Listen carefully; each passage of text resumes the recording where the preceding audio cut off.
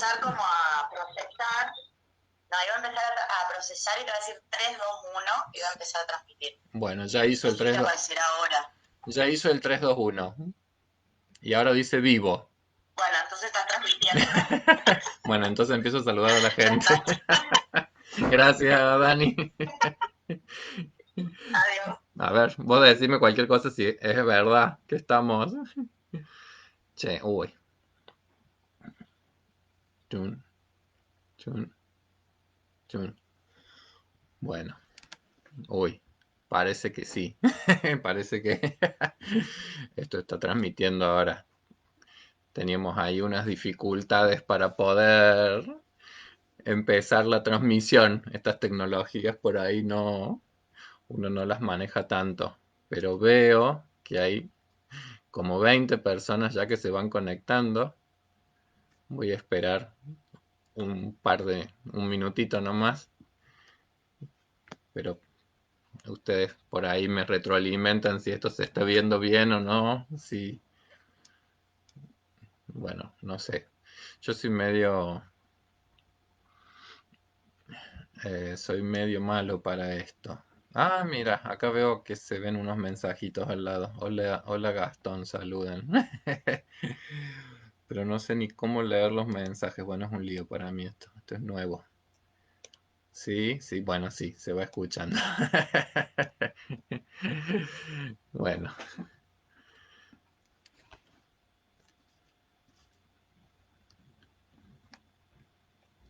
Euri dice, buen día. Euri dice, buenos días. Ay, bueno. Bueno, hola Susana. Uy, qué alegría, sí, podría ir viendo. María Teresa. Uy,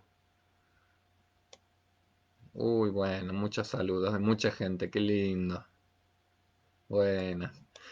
Bueno, estimada gente, la verdad que en estas épocas tan complejas que nos están tocando atravesar a todos, una alegría poder hacer este encuentro, este encuentro virtual, poder encontrarnos un poquito por acá, escucharnos y bueno, y yo escucho sus voces y leo sus comentarios y leo sus palabras y ya uno se siente que se reconecta con algo muy lindo, que es lo que nosotros habitualmente vivimos en el CEPRAM, la posibilidad de encontrarse tan herido en este momento, digamos, por la pandemia y tan restringido.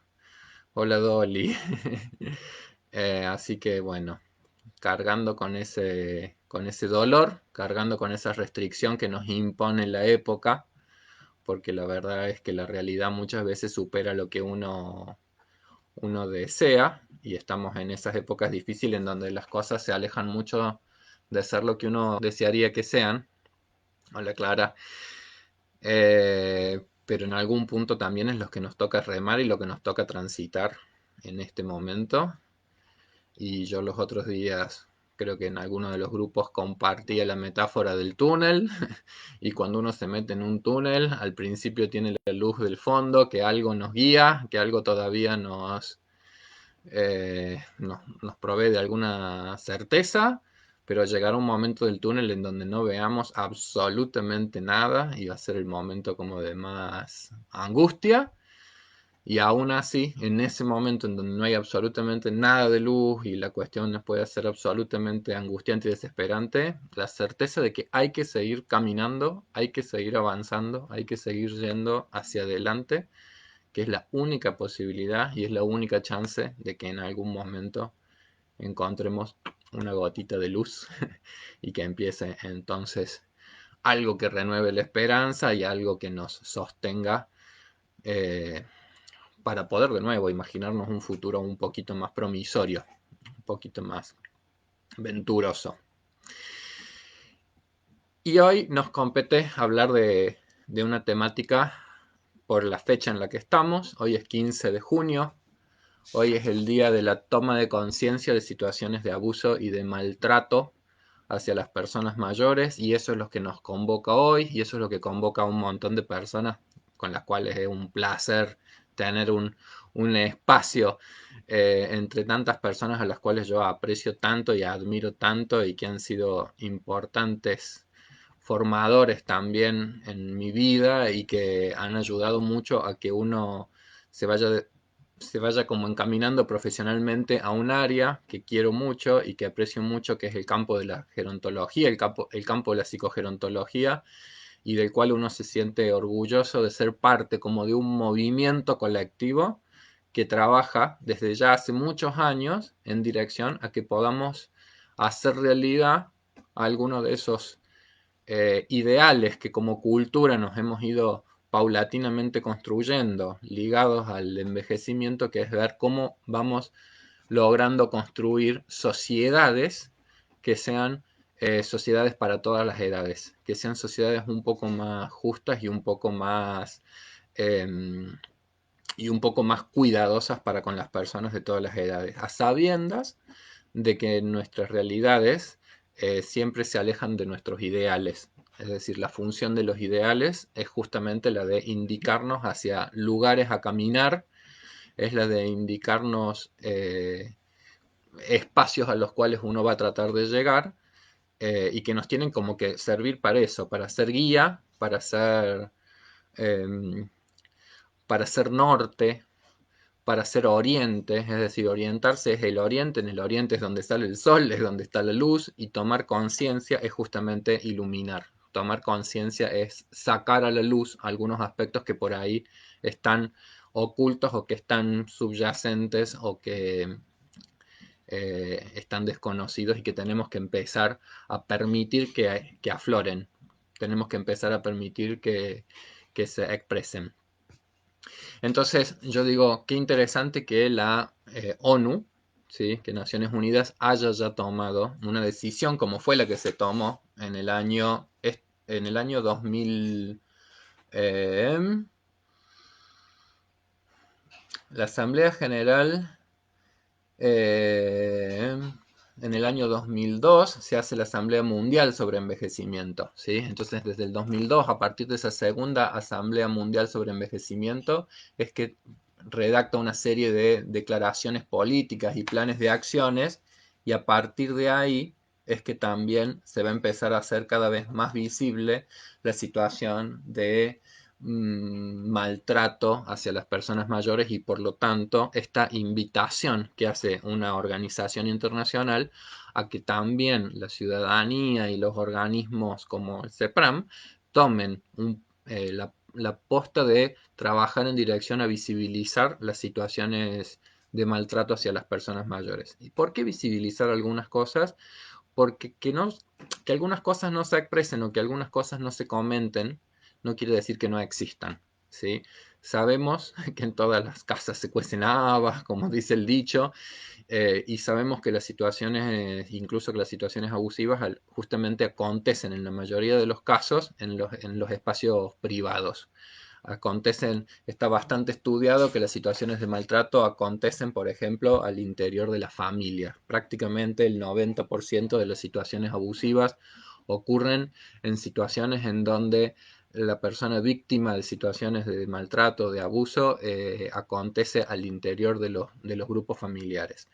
Entonces, históricamente hemos tenido siempre la dificultad de que muchas cuestiones muy lesivas que acontecen en nuestras comunidades, al darse en el marco de lo privado, se ha invisibilizado mucho y sigue invisibilizado, porque si bien hay estudios que nos muestran eh, que es altamente probable que uno de cada 6 personas mayores en el último año haya sufrido algún tipo de maltrato de distinta naturaleza, son pocos los que llegan a denunciarse o son pocos los que llegan a saberse.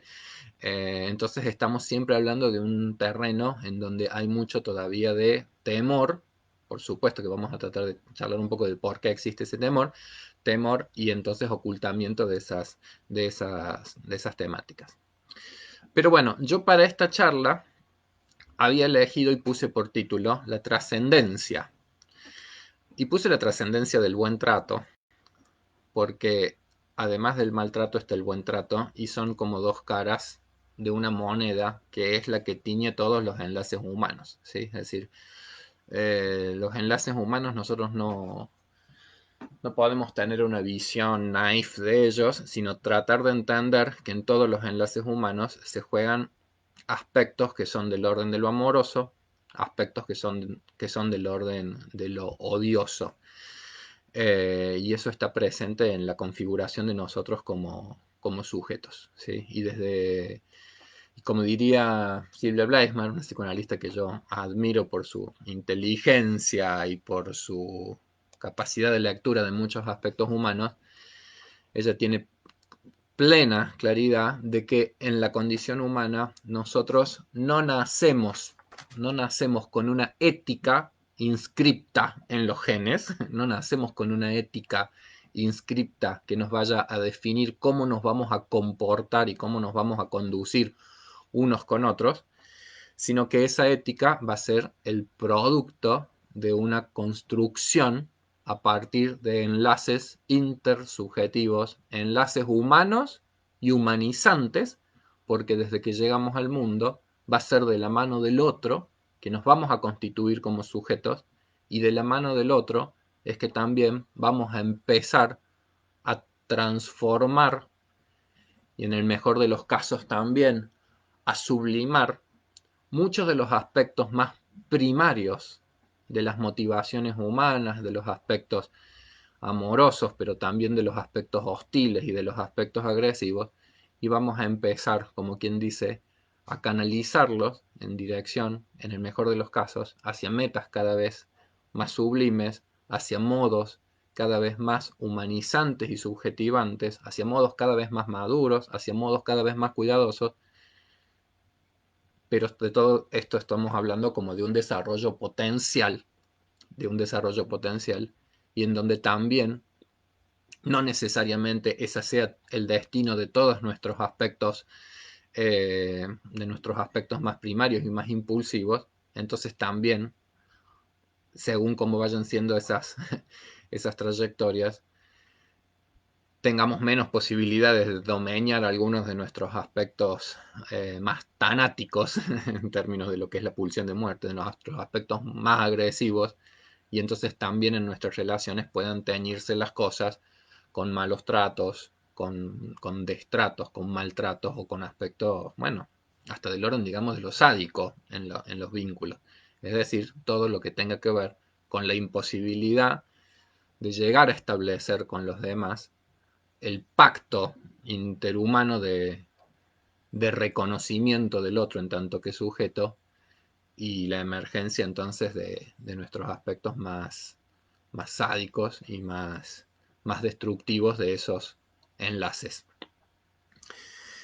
Entonces, bueno, yo había tomado algo que quienes han sido alumnos míos en los cursos de generatividad, hay un ejemplo que a mí me gusta muy mucho, que yo lo he dado en uno de los cursos, que es el ejemplo en la historia de vida de Ramón J. Cárcano, ¿sí? ¿Por qué eh, tomo la historia de Ramón J. Cárcano? La tomo bueno, en realidad primero la tomo a partir de toda una serie de estudios que nosotros hacíamos en la cátedra de la universidad con un aspecto del desarrollo humano, que es la crisis de la vida adulta, una crisis que se denomina la de la generatividad versus el estancamiento. Es decir, que lo que caracterizaría en algún punto la madurez de la generación adulta es justamente la capacidad que tiene para poder guiar, para poder cuidar fundamentalmente, que el cuidado vendría a ser como un modo aún más sublime del amor. Entonces la posibilidad de cuidar de los otros, de cuidar de uno mismo, pero también de poder cuidar a los demás.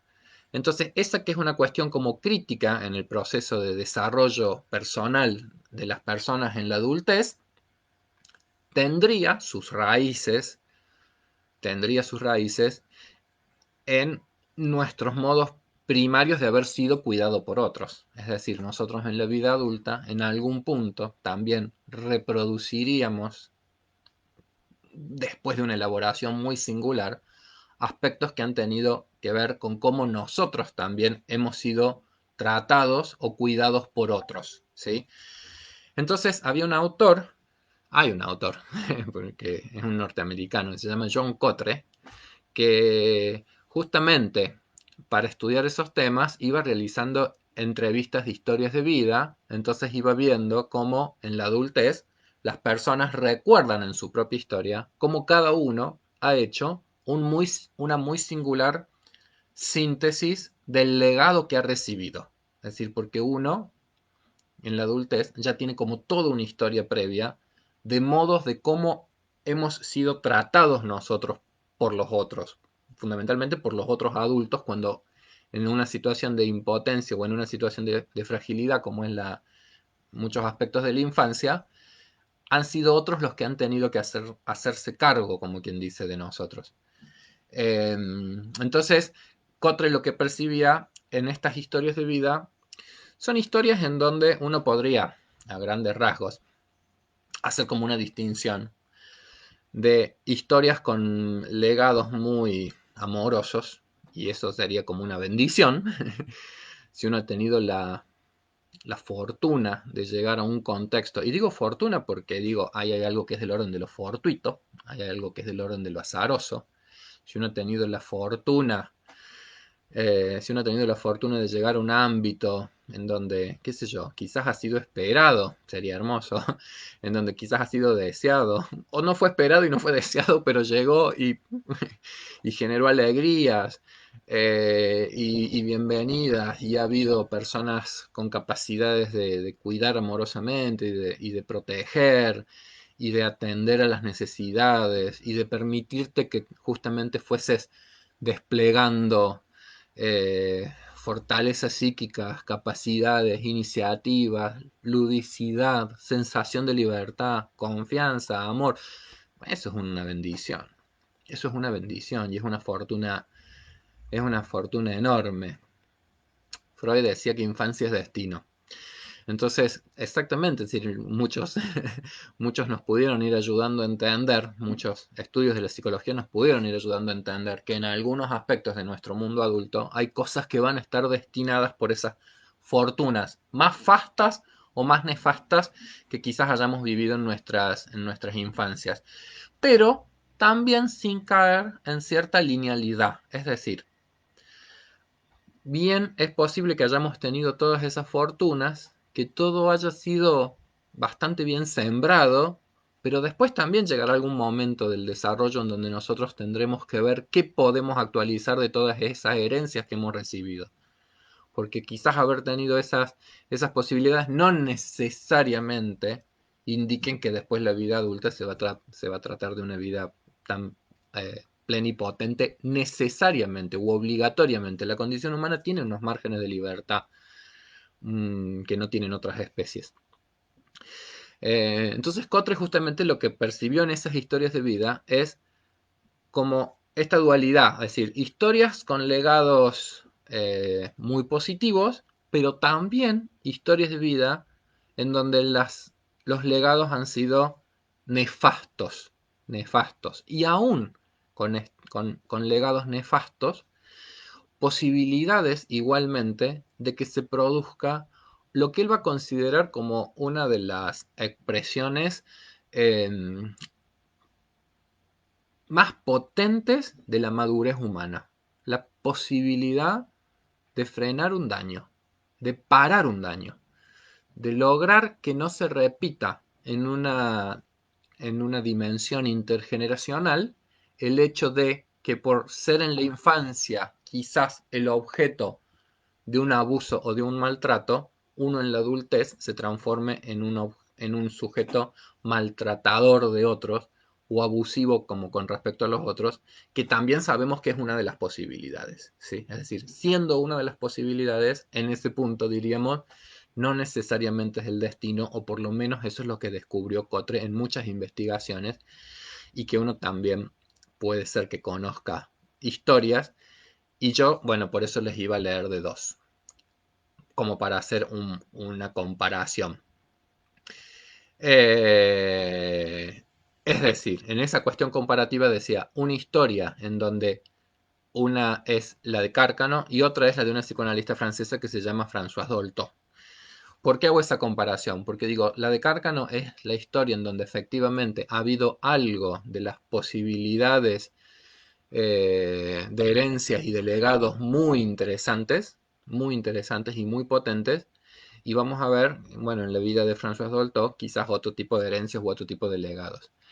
Cárcano nace en una familia de la élite cordobesa. Cárcano en su vida adulta va a ser varias veces gobernador de Córdoba, va a ser una persona con una destacada trayectoria en muchos ámbitos que él desarrolló y desplegó, uno de los cuales fue la arena política. Y relata una anécdota infantil que yo siempre le cuento porque me parece muy linda, que cuando hay una peste en cólera, se va con su familia a San Francisco del Chañar, y en San Francisco del Chañar entonces asiste a la escuela rural a tomar las clases de las primeras letras, y cuenta una anécdota de que el profesor de esa escuela le llaman el sapo peludo, y parece que tiene como todo un estilo bastante autoritario, ¿no? Bueno, entonces cuenta la siguiente anécdota. A la semana de ingresar a la escuela se produce un incidente que me va a obligar a retirarme, porque el maestro Doroteo se ausenta momentáneamente de la clase y en el intervalo en que él se ha ido salta de la calle al umbral de la puerta un sapo, y los alumnos gritan y señalan al intruso, y el sapo se lanza a grandes brincos al interior del aula, y el desorden es estruendoso, y se grita, y se palmotea, y se ríe, y se corre, y todos se arrojan contra el monstruo. Y cuando vuelve el maestro Doroteo, se encuentra el sapo muerto sobre la mesa de su trabajo. Se sorprende y se irrita. ¿Quién ha puesto esto? Grita. ¿Quién ha puesto esto? Todo encendido. ¿Quién ha puesto esto? Y nadie responde. El maestro levanta la palmeta e interroga a cada uno de los escolares. Y nadie delata a nadie. Nadie sabe nada. Resuelve entonces castigar a todos los alumnos y anuncia con grito estridente la terminación de la clase y que cada uno recibirá un palmetazo al retirarse. La palmeta es de madera de algarrobo, principia el desfile y cada niño al salir estira la mano abierta y recibe un golpe. Algunos se alejan llorando, apretándose la mano encogida por el dolor. Y cuando me toca el turno, y acá viene lo que va a ser Ramón J. Carcan, dice, cuando me toca el turno, no me detengo. Salgo corriendo a la calle y continúa mi fuga desesperada hasta entrar en mi casa. Y estamos hablando de los fines del 1800. Entonces es otra época, es otro contexto, es otra época y otro contexto, como que había una palmeta de algarrobo ahí en un aula de clases, lo cual nos habla de cómo estaban naturalizadas también ciertas formas de vinculación entre quien tiene la autoridad y quien la debe acatar. Y llega a la casa y yo siempre me acuerdo que en este punto en los cursos les hacía como imaginar qué iban a hacer los papás en ese momento. Y en general la respuesta que sale o que surge es, en esas épocas los papás los iban a llevar a que reciba el palmetazo. Entonces cuando llega a la casa dice, mis padres resuelven que no vuelva más a recibir las lecciones del maestro Doroteo. Ese es el primer contacto que sufro en mi vida con una escuela rural de primeras letras.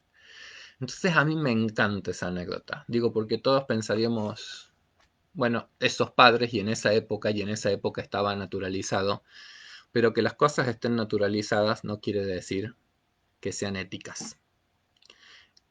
Que las cosas se naturalicen no quiere decir que sean correctas. Que las cosas se naturalicen en determinados momentos no quiere decir que nosotros no seamos sujetos que podamos rebelarnos contra, contra determinados modos establecidos de vinculaciones y de enlaces que no nos merecemos. Entonces esa anécdota a mí me parece exquisita porque pienso, ¿qué tan bien amado ha estado Ramón J. Cárcano en su infancia como para que siendo un niño tenga el valor de saberse no merecedor del daño de nadie con el con la valentía que tiene que haber tenido un niño pequeño para rebelarse ante la imagen de una autoridad como era un docente y como era en esas épocas. Pero siempre pienso cuánta estima de sí mismo bien inculcada tiene que haber habido para que tuviese el valor de poder rebelarse contra una cuestión dañina. Valor que por supuesto no siempre está presente, valor que puede ser vencido por el miedo, y el miedo por supuesto está muy de la mano de una imposibilidad a veces de romper un pacto perverso que puede llegar a establecerse entre una víctima y un victimario. Cambio de maestro. Después de varios días de deliberaciones, mi abuelo toma a su cargo mi instrucción primaria. Mi abuelo, don Francisco Marcos César, es un gran señor de la región. Aparte de que tiene algunos caudales considerables, para la época, el principal valor de mi espíritu era el principal valor de mi abuelo era su espíritu, de cierta cultura, de carácter apacible y conciliador. Su autoridad era invulnerable. El respeto y la confianza que le tenía el vecindario era enorme. Mi abuelo me conduce al escritorio, la pieza más fresca de la casa, atestada de diversas mercaderías, y frente a una ventana me sienta en una petaca de cuero crudo, cubierta de blandos tejidos elaborados en tulumba, y pone en mis manos una cartilla y una hoja de palma, y empieza la primera lección de Papa Francisco, como yo le llamaba. A la primera letra del alfabeto le encabeza la imagen de un crucifijo, y de modo que hay que empezar la lectura. Cristo, A, B, C, D. Y ese día aprendo muy bien la lección. Y recito el abecedario. Y recito el abecedario de memoria. Y mi abuelo me acaricia, abre una gaveta del almacén y me ofrece un puñado de pasas de uvas. Las lecciones se repiten con el mismo éxito y la misma recompensa. Pasas de higos, pelones, patay, chancaca, nueces, almendras, mistol, avellanas, maní y algunas veces naranjas que vienen de La Rioja. Todos los días antes de la hora espero sentado en la petaca al venerable maestro, y a las pocas semanas leo y escribo discretamente con mis propias letras gordas. La palmeta está vencida. Nada se edifica con el golpe y el dolor. El cómitre Doroteo queda derribado por la escuela de mi abuelo, que no había leído a Pestalozzi. Todo florece con amor. Entonces yo digo, ahí esta es un poco hasta la anécdota que a mí me inspiró el nombre de esta pequeña charla, que es la trascendencia del buen trato. Yo siempre que leo esto, primero agradecido, pienso en muchas experiencias de buen trato que viví con mis abuelas y con personas mayores de la familia, que me lo recuerdan tanto a esta persona, digamos. Casi que hasta me emociona un poco porque yo cada vez que pienso en mis abuelas y todo lo demás, pienso que el buen trato se construyó ahí. Uy, estoy emocionado, en serio.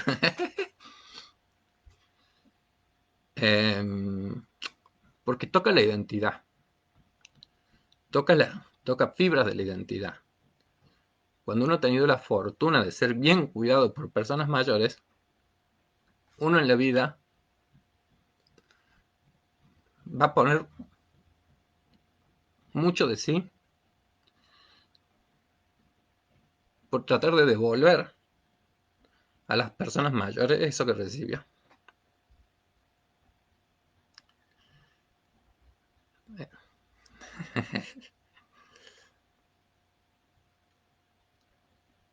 En ese sentido digo que el buen trato es una construcción intergeneracional. En ese sentido estoy seguro de que el buen trato es una construcción intergeneracional. Es una construcción que requiere de cada uno de nosotros como quien dice,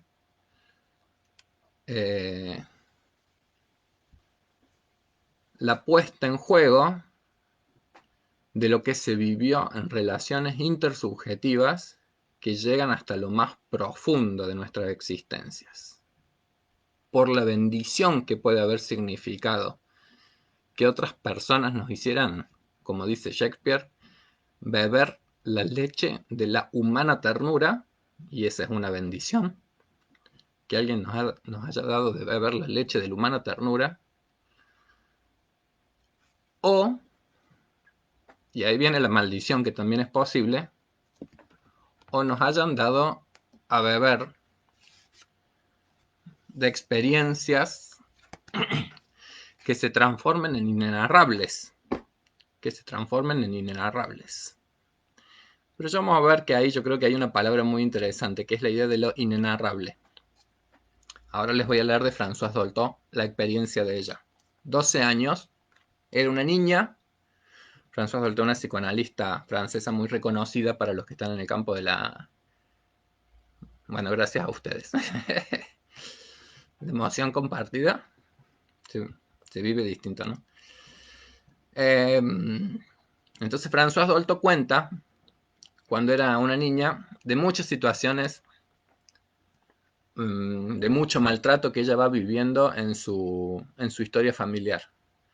De muchas situaciones de maltrato que vivió de parte de una abuela, de muchas situaciones de maltrato que vivió de parte de una mamá, de muchas carencias de un papá de ponerse un poco más firme en poder cuidar y ordenar un poco esa situación. Entonces, la verdad que vivió cosas muy, muy dolorosas. Y hay como un clímax, es un librito muy lindo que se llama Las Infancias, y hay como un clímax que tiene que ver también con un evento profundamente desgraciado para esa historia familiar, que es la muerte de una hermana de Françoise Dolto, de una chica de 18 años, que obviamente que si uno lo puede poner en perspectiva, es algo que va a trastocar toda una vida familiar. Entonces dice, yo era una niña que tenía 12 años, era muy infantil de cuerpo y espíritu, pero lo más terrible fue cómo me anunciaron lo de mi hermana. Mi madre me dijo en vísperas de mi primera comunión que mi hermana tenía una enfermedad mortal y que los médicos no sabían curar, pero que Dios podía hacer algún milagro. Entonces, que él hacía milagros cuando un niño puro se lo rogaba y se agarraba de cualquier cosa esta pobre mujer. Y me explicó que nadie podía ser más puro que una niña en su primera comunión, y que entonces si yo elevaba mis plegarias, tal vez Dios haría el milagro, y que a los médicos quizás les iba a parecer un milagro, pero que en todo caso mi plegaria podría tal vez evitar la muerte de mi hermana mayor. Y como yo no supe rezar lo suficientemente bien, ella murió 2 meses después. Y me sentí totalmente culpable. Y mi madre me lo confirmó. Me dijo que era culpable. Primero me dijo, ¿ves? No has sabido rezar bien. Y en segundo lugar, no quiso verme durante 15 días. No por la ineficacia de mis rezos, sino porque yo era su otra hija. Ella tenía solo 2 hijas sobre 6 niños en esa época, y yo era la que se le parecía, de pelo castaño, de ojos marrones, mientras que mi hermana, rubia y de ojos azules, se parecía al padre de mi madre, al que ella había adorado, y también a la hermana de mi padre, la hermana preferida también, rubia de ojos azules. De modo que Jacqueline era por ambos lados la hija que le recordaba a mis padres sus amores infantiles. Mi madre no podía soportar que, teniendo que perder a una de sus hijas, no hubiera sido yo la muerta. Estaba muy alterada por su dolor de madre.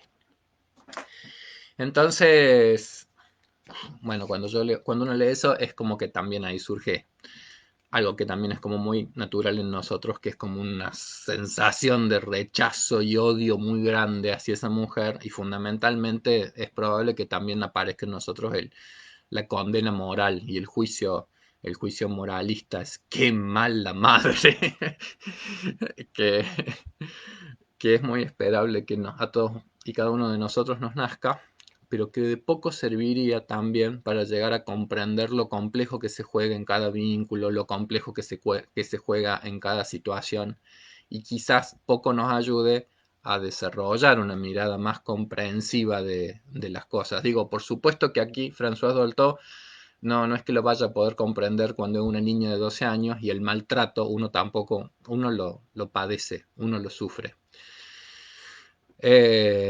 Y todos en algún punto, porque digo, todos en algún punto, algunas experiencias de malos tratos o de humillaciones en algún caso hemos vivido en nuestras historias infantiles, porque digo, en términos generales, si uno ha tenido la bendición de tal vez llegar a una familia cuidadosa y todo lo demás, pero igualmente todos hemos en nuestras infancias cargado con experiencias humillantes o con experiencias de docentes que han dejado como huella trascendente en nosotros recuerdos nefastos, ¿sí? Es decir, es cuestión de hacer memoria, y todos hemos pasado también por mano en el primario o en el secundario de docentes a los cuales uno quizá en este momento está pensando, bueno, ojalá que Dios los tenga en su santa gloria y que no los largue.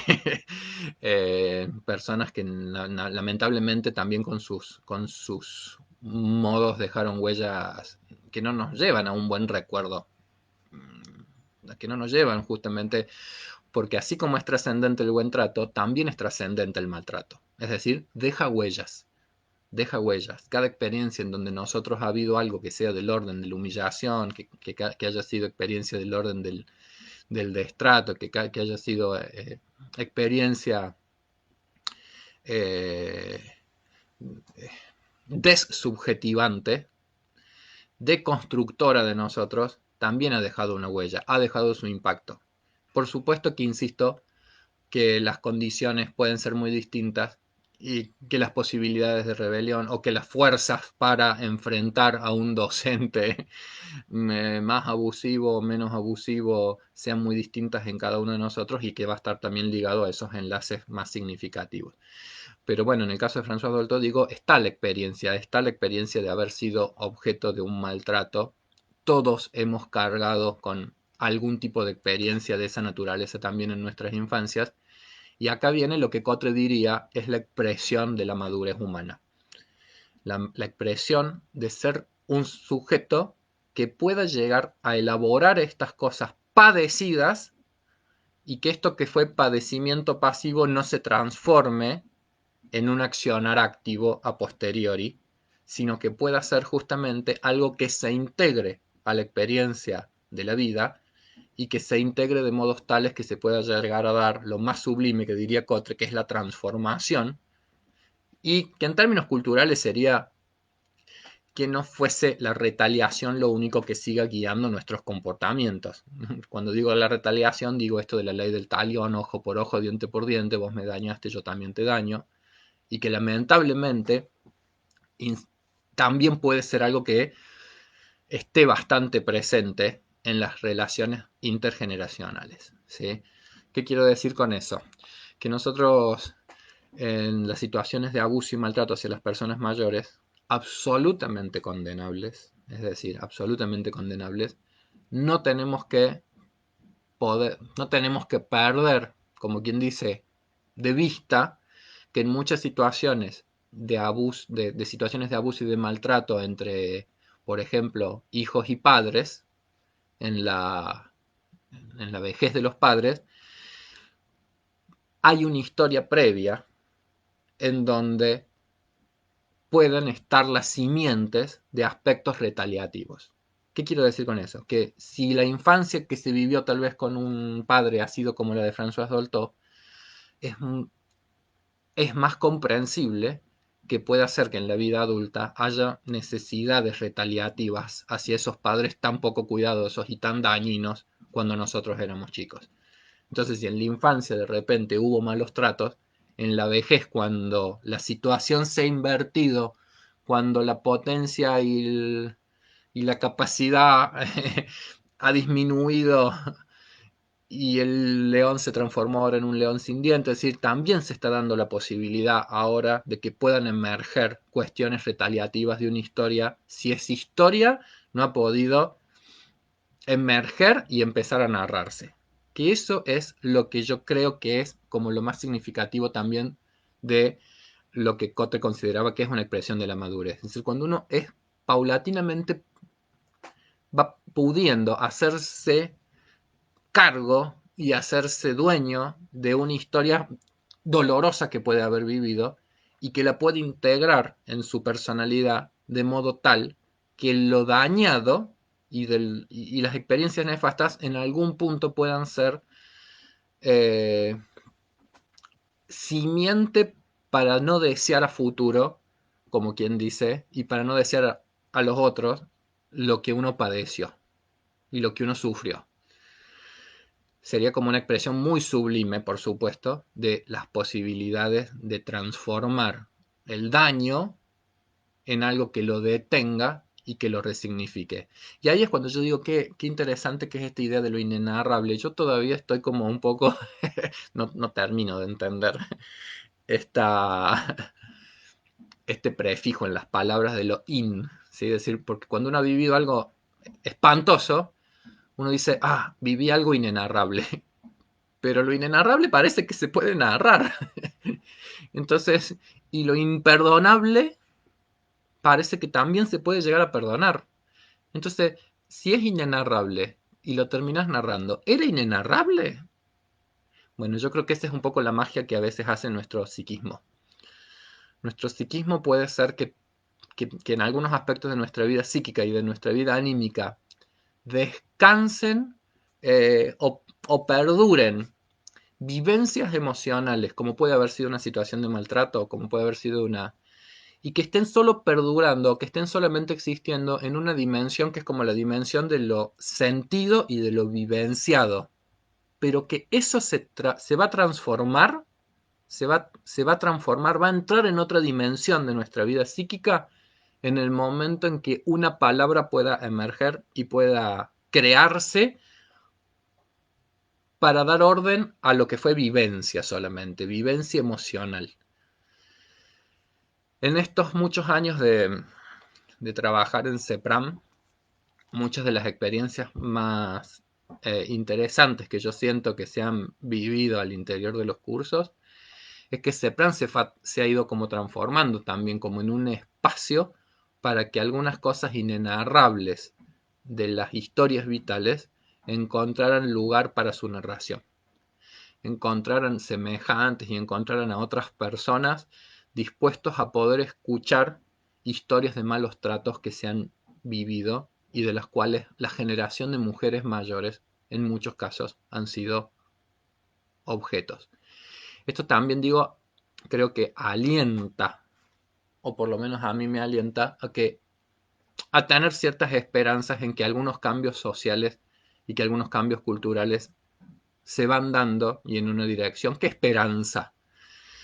Nunca a la velocidad de nuestros deseos, pero cuando uno puede por internet encontrar un teléfono en donde uno pueda anónimamente denunciar cualquier tipo de situación de violencia o de maltrato anónimamente y poner en público algo que por ahí eh, emerge en algún sistema familiar, habla de que por lo menos ya somos una sociedad que está generando recursos institucionales, está generando redes, está generando opciones que hay que fortalecer, que hay que impulsar, que hay que visibilizar, que hay que seguir haciendo, trabajando y trabajando en montones de aspectos, pero como sociedad estamos cada vez más atentos a problemáticas que ya no las consideramos aisladas y de otros, sino que como sociedad quizás estamos empezando a vivenciarlas y a vivirlas como lo que ojalá podamos seguir trabajando, que es que si le pasa a uno nos pasa a todos.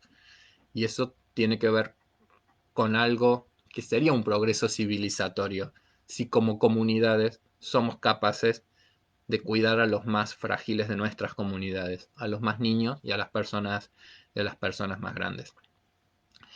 Les iba a leer ya para ir cerrando, ya para ir terminando, pero les iba a leer de el texto del Profeta de Jalil Gibran, que es un texto que yo vuelvo también para pensar muchas veces algunas cosas, pero hay una parte en uno de los temas que trata sobre el crimen y el castigo. Es decir, esto de que eh, dañar, pensarlo como un crimen, el crimen de dañar a alguien. Y lo primero que reflexiona Jalil Gibran es: no nos extrañemos de las cosas porque son partes de la condición humana. Dice: muchas veces os he oído hablar del que comete algún yerro como si no fuera uno de vosotros, sino un extraño y un intruso en vuestro mundo. Es decir, yo creo que ya Jalil Gibran pone el foco en esto de no pensar tan ajeno nuestras posibilidades de dañar a los otros, como si el otro no fuese un ser humano. Esas potencias o esas capacidades de dañar, poder entender que son parte de nuestra condición. Los seres humanos, diría Freud, solamente nos prohibimos lo que justamente está en nuestra naturaleza poder hacer.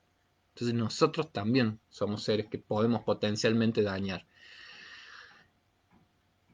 Mas os digo, así como el santo y el justo no pueden elevarse más allá de lo más alto que en cada uno de vosotros existe, así el perverso y el débil no pueden tampoco caer más bajo de lo que en vosotros también es más ruin. Y como en una procesión camináis juntos, sois el camino y el caminante, y cuando alguien cae, cae como una advertencia para los demás, para que vea la piedra y no tropiece. Sí, y también cae por aquellos que van delante, quienes, aunque más diestros y de pie más seguro y rápido, no quitaron el escollo. Entonces creo que en Jalil Gibran también está esta apelación a que no sea solamente moralismo y exclamación asombrosa de la inhumanidad de algunos, sino comprensión profunda de que es parte de nuestra condición humana el tratar de no caer en la indiferencia de la comunidad y el poder sentirnos parte de una procesión en donde si algunos caen y nosotros no hemos caído, igualmente, si nosotros no somos personas que dañemos, igual seguimos comprometidos en una comunidad que tiene que estar alerta, que tiene que estar con los ojos atentos, que tiene que seguir invitando a tomar conciencia de que estos fenómenos no son algo singular, individual, encerrado en familias, sino que esto es algo que nos compete a todos en tanto que miembros de una comunidad que nos trasciende. Bueno, estimada gente, habiéndose hecho las 12, que eran más o menos las horas previstas para ir destinando a cada una de las charlas, cierro con François Dolto.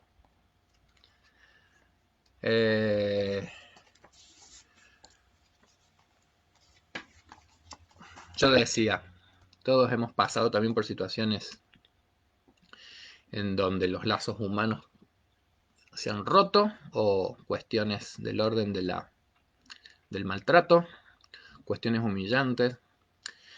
Cuando esas cosas se pueden empezar a narrar, empiezan a integrarse también en nuestras propias historias, y poder ser narradas a alguien también nos posiciona en una manera distinta. Yo decía que una de las cosas más interesantes que yo he vivido como docente en el CEPLAN es que se hayan generado espacios para que lo inenarrable se pudiese empezar a narrar y por lo tanto empezar a integrar también en las historias personales, porque hay algo muy muy loco también en el haber sido objeto de un maltrato. Y es que uno encima se siente culpable.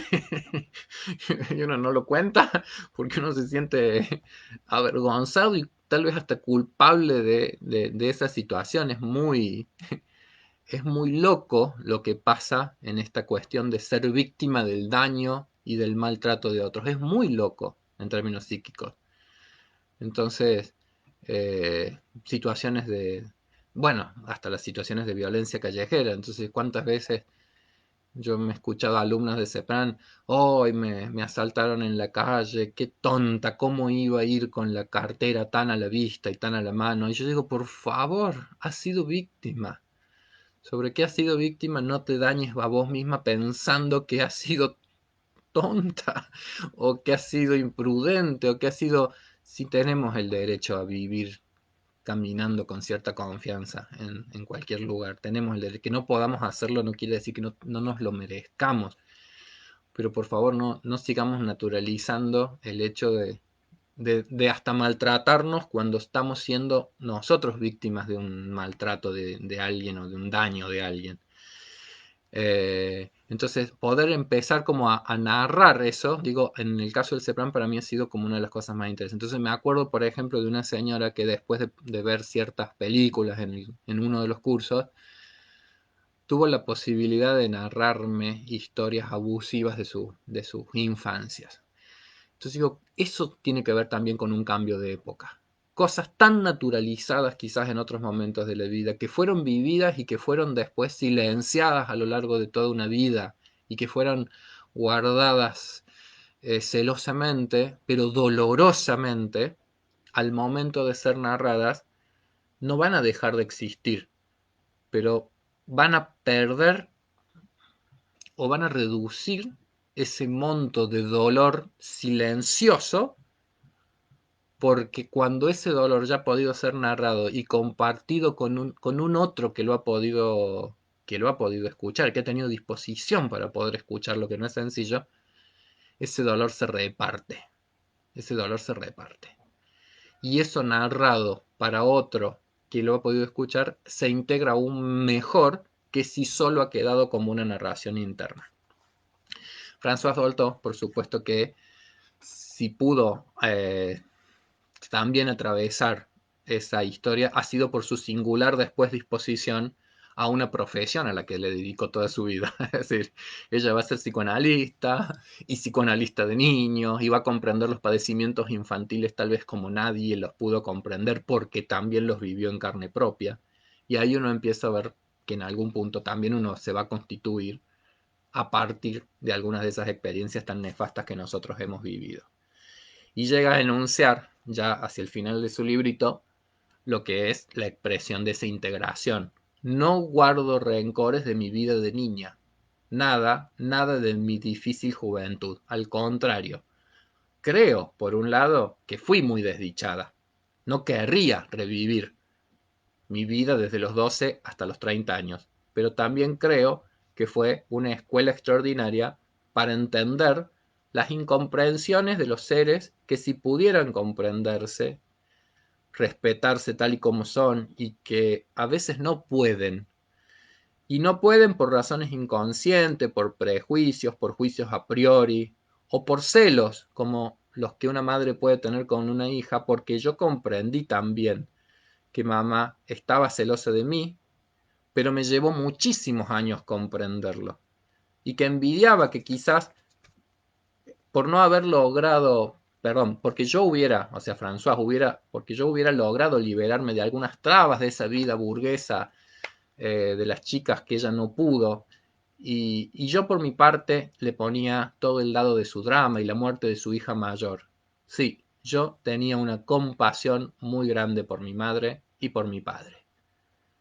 Entonces, digo, es excepcional, pero que sea excepcional no quiere decir que no sea esperanzador en términos de poder llegar a comprender que tanto la trascendencia de los buenos tratos, que son evidentemente muy enriquecedoras, pero las trascendencias también de los malos tratos no tengan también algún margen para poder ser integrados en nuestras propias vidas psíquicas y que encuentren algún grado de comprensión en nuestras singulares historias. Bueno, estimada gente, bueno, tanta gente querida, tantas expresiones. Gracias por resucitar el tejido herido de mi frágil humanidad, dice alguien. Gris. Me bajo del ladrillo del juicio. Logro mirar al otro lado del espejo, abrazos. Bueno, estimada gente, eh, a todos a todos a quienes uno conoce y quiere tanto, a quienes no conocemos y estamos acá compartiendo este espacio. ¿Qué decir?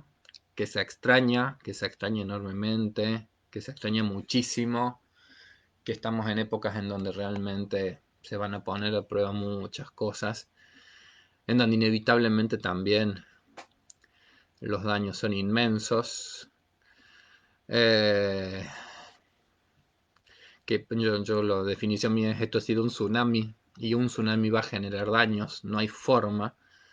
Ojalá llegue pronto el momento en que las aguas bajen y podamos empezar los procesos de reconstrucción de todo lo que sea, de todo lo que esté en nuestras posibilidades, reconstruir. ¿Qué decir? Yo no tengo mucho más para decir.